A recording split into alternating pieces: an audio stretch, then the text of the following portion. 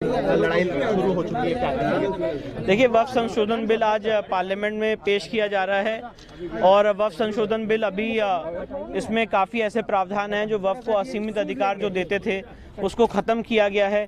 जैसे वक्फ की डेफिनेशन में आमूलचूल परिवर्तन लाया गया है, वक्फ बाय यूज़र का कंसेप्ट ख़त्म किया गया है, सर्वे में काफ़ी चेक्स लगाए गए हैं, जो वक्फ का सर्वे होगा, वक्फ के रजिस्ट्रेशन में काफ़ी चेक्स लगाए गए हैं, वक्फ ट्राइब्यूनल में जो इस्लामिक लॉ का जानकार है उसको बदला गया है, तब्दील किया गया है, ख़त्म किया गया है, सेक्शन 40 को ख़त्म किया गया है, 107, 108 को ख़त्म किया गया है।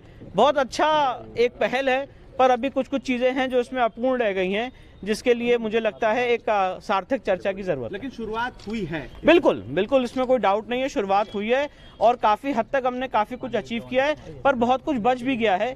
जैसे फॉर एग्जांपल जो संपत्ति वक्फ की संपत्ति गलत रूप से घोषित हो गई है और जो सरकारी संपत्ति नहीं, किसी और धर्म की संपत्ति है, अन्य वर्गों की संपत्ति है, ट्रस्ट की या सोसाइटी की संपत्ति है, उसको वापस लेने के लिए सेक्शन 3C जैसा कोई प्रावधान नहीं है, तो वहाँ पे बिल थोड़ा अपूर्ण है। और भी बहुत सारे ड्रैकोनियन प्रोविजन हैं जिसको हटाया नहीं गया है। सेक्शन 28 है, सेक्शन 29 है, सेक्शन 6 में पर्सन एग्रीव्ड शब्द यूज्ड है, वहाँ पे नहीं हटाया गया है। तो वहाँ पे इस बिल में खामियां हैं, जिसके लिए मुझे लगता है आगे चल के चर्चा होगी और हमने भी अपना विरोध JPC के समक्ष दर्ज कराया था।